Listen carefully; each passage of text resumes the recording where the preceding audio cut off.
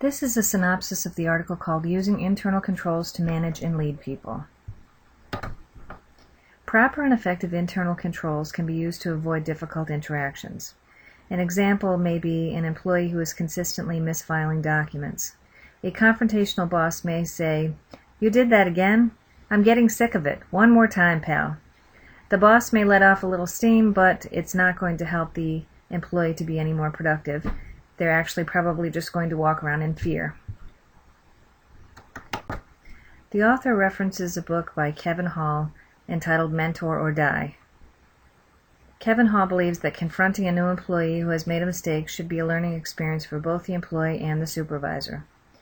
The employer may say something like, "I saw you had mistakes in this certain area that are continuing.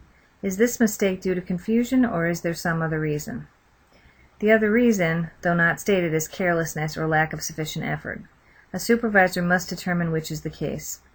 If it's confusion, which is something that's not controllable, the training should correct it.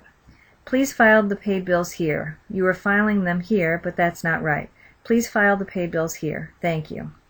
If it's lack of effort, which is more controllable, "Oh, I knew that unpaid bills were supposed to be filed here, but I just forgot," is a typical statement by an employee.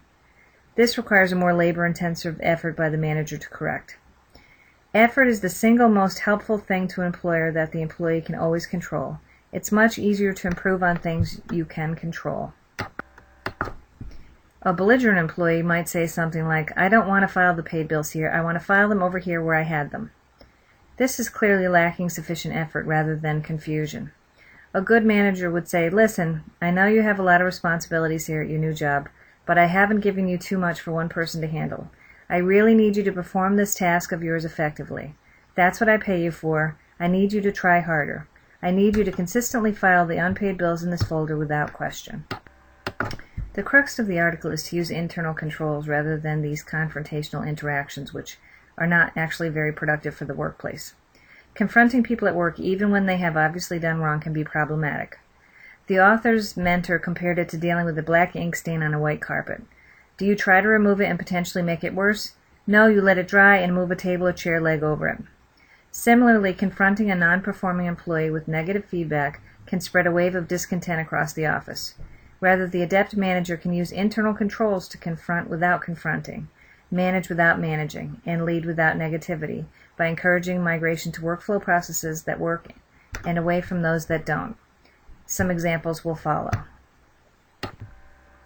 Internal controls, Example 1, logons. Passwords and limited permissions can be used in such a way as to encourage an enthusiastic but limited competency employee to follow an accepted and well-functioning system. This is used to avoid employees that are wanting to try things their own way. Passwords can be level 1, 2, or 3, and the employee can be granted additional permissions if adherence to best practices are demonstrated. One thing that managers can do is run back office reports, and they can view a list of all the transactions that employee performed over a certain time period to see if they're adhering to rules. Alternatively, the manager may require the employee to turn in certain reports, like optional batch reports, and that way they can see if everything has been entered correctly and quickly fix any errors and/or correct the employee so they know to do it differently the next time. Another example cited in the article was about QuickBooks. A new person starts on QuickBooks, but it's quickly discovered he or she doesn't have the skills they claimed. There are 3 different things a manager can do.